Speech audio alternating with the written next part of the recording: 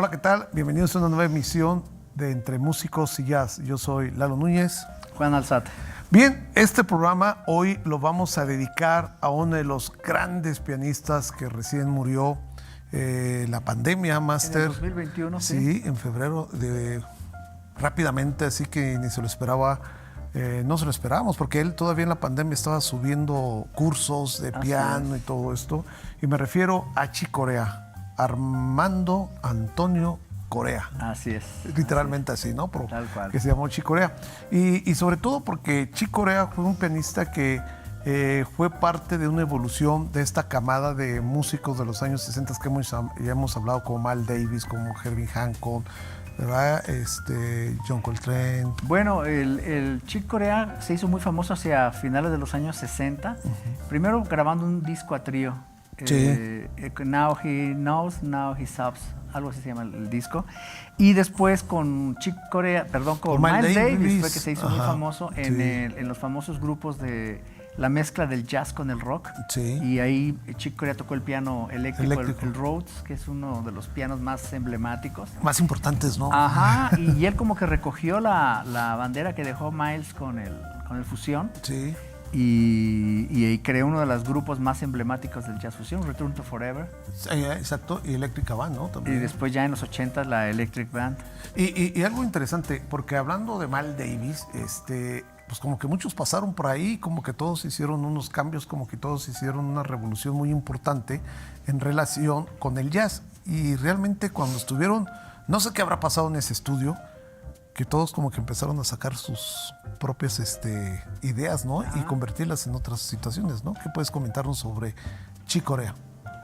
Ok, pues mira, Chick Corea es uno de los músicos que además fueron de los que trajeron como el estilo de la música contemporánea, por ejemplo, el estilo Bela Bartók, el estilo dodecafónico, del último periodo impresionista, el expresionismo, y también la influencia de Alban Berg, de todos estos grandes compositores del siglo XX. Él lo llevó al jazz, además que pianísticamente no tenía discusión, o sea, increíble. Y tuve la fortuna de verlo 2 veces tocar en vivo. La primera vez fue en Caracas, cuando yo vivía allá, fue piano solo. Y a mí una de las cosas que a mí más me sorprendieron de él fueron 2. Primero, bueno, su extraordinaria musicalidad, ¿no? Pero una de las cosas que a mí me impresionaron fue su sonido, el sonido que él tenía en el piano. Te juro, Lalo, que ningún disco recoge el verdadero sonido que él tenía en el piano. Era un sonido increíblemente bien hecho, hermoso, muy redondo, y en los discos era como muy, muy brillante, ¿no? Sí, claro.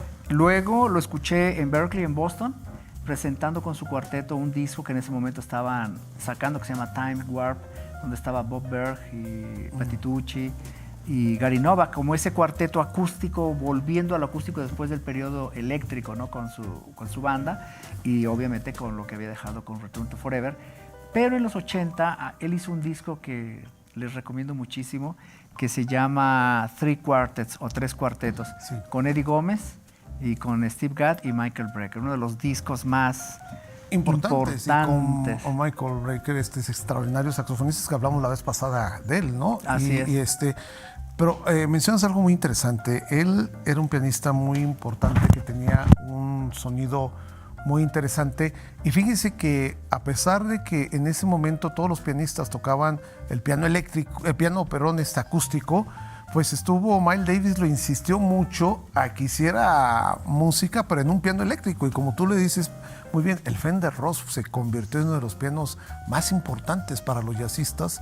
Y no se puede hablar del tema que vamos a interpretar aquí con ustedes, que es Spain, que es característico el sonido del Fender Rhodes, ¿no? Definitivamente, además marcó una era. Sí. Si tú quieres sonar como en los años 70, 80, el timbre del Rhodes es imprescindible. Pero imagínate, Hancock lo usó, Joe Zawinul lo usó, Keith Jarrett incluso, que él se rehusaba a tocar cuestiones electrónicas, lo tocó. Y es un instrumento fundamental. Además de eso, pues Chick Corea era una persona que estaba muy, muy interesado en la enseñanza. Con el tiempo que yo estuve en Berkeley, él era un asiduo de ir a Berkeley, dar cursos, estar siempre ahí. De hecho, ya hasta a mí me sorprendía que los estudiantes ya lo veían como uno más ahí en la escuela. Pero, ¿y por qué en Berkeley, que está en Boston? Porque él es de ahí, es de una región que está un poquito afuera de Boston, que se llama Chelsea. ¿No? Ajá. Massachusetts. Y entonces él nació ahí en 1941 y ya murió en Florida en el 2021. En Tampa, ¿no? Así es. Que nadie se esperaba la muerte de Chick Corea porque todavía dentro de la pandemia él estuvo subiendo cursos, fíjate, yo me interesé por comprar un curso de Chick Corea que daba durante la pandemia porque era una persona, como tú lo comentaste, no dejaba de estar activo, o sea, no estoy en el escenario, pero sí quiero tener este contacto con todos las personas que les interese tocar jazz, entonces él estaba vendiendo un curso para piano y todavía a los 2 meses uno resulta que muere Chick Corea y tan repentinamente, ¿no? Sí, fue una tremenda sorpresa. Además, una de las cosas que a mí me gustaba mucho de Chick Corea, aparte que siempre estaba a la vanguardia, todo lo que proponía Corea era algo innovador totalmente, ¿no? Sí. Es el trabajo que él tenía con gente joven, como músicos jóvenes, y luego últimamente estaba cohesionando el fusión con la música latina. De hecho, el percusionista que tocaba con él, Luisito Quintero, fue un gran percusionista venezolano con el que toqué también hace muchos años. Y estaba con Carlitos del Puerto, hijo del gran bajista de Iraquere. Y entonces ya él estaba incluyendo mucho la onda latina con lo electrónico, la cuestión moderna, y sobre todo que mucho del trabajo de su banda, él lo enfocaba mucho como trabajar música de cámara. Haz de cuenta que era un ensamble de música de cámara, pero haciendo jazz. Haciendo jazz, como en la forma cuarteto, ¿no? Que siempre se hizo muy famosa en la época clásica, la forma cuarteto, los 2 violines, violas y cello. Después se repite la forma cuarteto con los Virus, se vuelve a como que a retomar esta forma cuarteto y en los grupos de jazz que ya se venían dando. Chick Corea tuvo esa forma muy interesante, vamos a hablarlo como de un jazz acústico, un jazz electrónico, un jazz fusion y sobre todo, como bien lo comentaste, la música contemporánea. Él empezó a experimentar porque veía uno a Chick Corea estar experimentando con el piano acústico, con las cuerdas, ¿sí? Con las obras contemporáneas que se hacían finales de los años o a mediados del siglo XX, ¿no? Así es. Con todo esto experimental, que él lo dejó de hacer. Lo hizo para dar un concepto muy diferente al jazz en ese momento. Así es. Pues bien, vamos a escuchar algo de Chick Corea, este tema que Armando Rumba, que ahorita vamos a explicar de qué se trata. Espero que sea de su agrado. Bien, pues ahora vamos a escuchar este tema muy importante de Chick Corea llamado Armando Rumba. Él también se llamaba Armando, como ya lo hemos comentado, y está dedicado a su señor padre, que también se llamaba Armando, italiano, jazzista, saxofonista, y que bueno, es una rumba muy, muy interesante y muy rica para disfrutarla. Espero que sea de su agrado.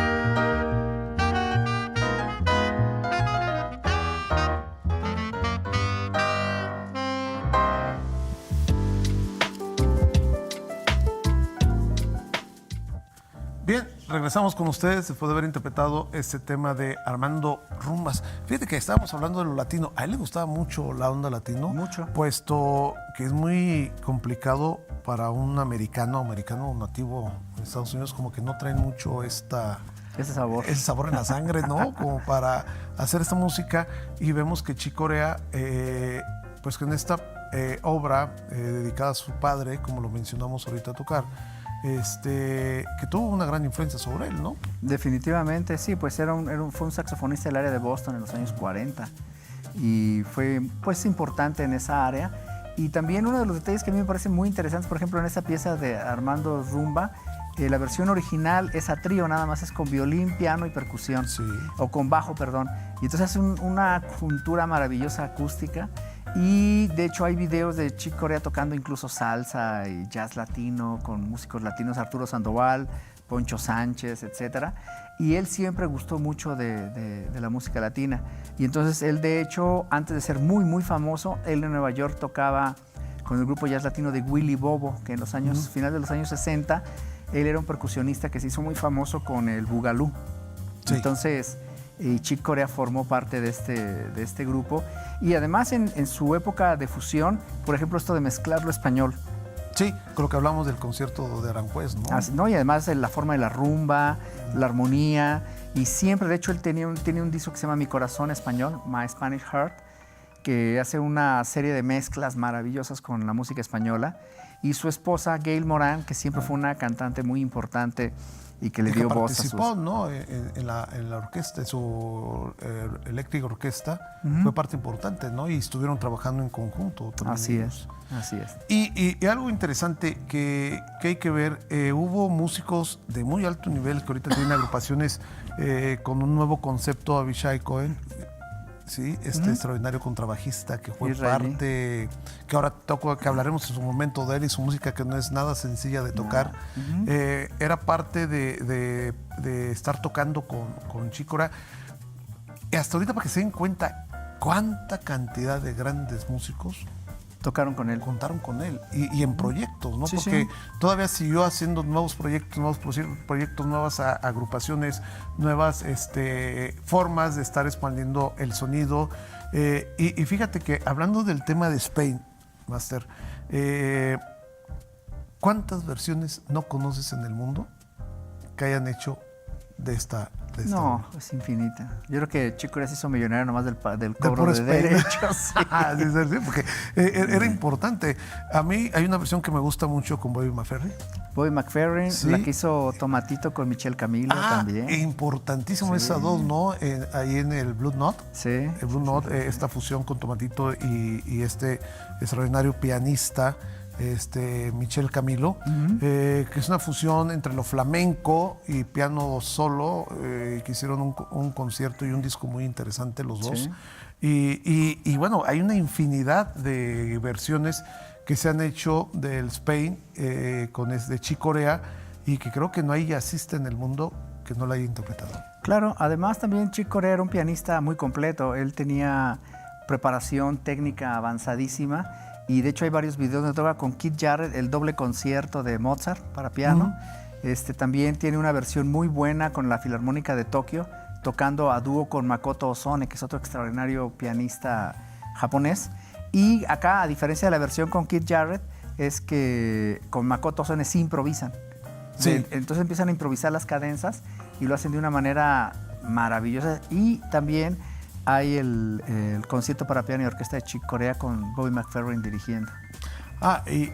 Y también hay un concierto con también con Chucho Valdés, que Claro. hicieron un dúo muy importante, donde vemos dos conceptos importantes de pianistas, porque a veces uno habla del virtuosismo, si es virtuoso el que mueva más los dedos que el otro, pero el virtuosismo realmente consiste en lo que el músico transmite a la hora de interpretar, o sea, Tener las herramientas para poder transmitirlo. hacer ese diálogo, Sí, ¿no? sí, Porque claro. no solamente es a ver quién mueve más los dedos, no se trata de eso, ¿no? No, la musicalidad Sí. ante todo. Y al ver a Chicho Valdés, que es un pianista con una técnica impresionante, y escuchar a Chick Corea, O sea, al escuchar a los dos, realmente son dos lenguajes diferentes y que realmente hicieron esta versión de una manera muy cada quien a su estilo, muy a la Chucho Valdés y muy a la Chick Corea, ¿no? Sí, pero se complementan, que eso es lo más impresionante. Pero que eso es lo más interesante en la música, ¿no? O sea, los diálogos, siempre hemos dicho, no hay mejores, ¿No? son diferentes. Exactamente. Que eso es lo que pasa, ¿no? Y lo que enriquece. Lo que enriquece, porque no podemos decir es mejor Herbie Hancock que Chick Corea o Chick Corea que Bill Evans. No, o sea, cada quien dentro de su estilo. Y eso que Chick Corea Importante. proviene armónicamente de la tradición de Bill Evans, Sí. que es el justo el maestro anterior a Chick Corea. Sí, y fíjense, estamos hablando de una variedad de músicos interesantes de los años 60 que marcó una época diferente, una época donde surgieron todos estos grandes músicos de los que hemos hablado y que realmente cambiaron el mundo de jazz, hicieron propuestas diferentes, hicieron una música totalmente nueva que era diferente al jazz clásico que se venía escuchando desde sus inicios y que realmente cambiaron el mundo de hacer música. Así es.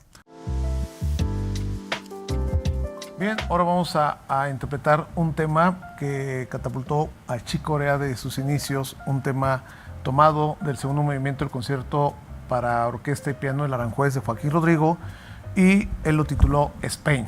Espero que sea de su agrado.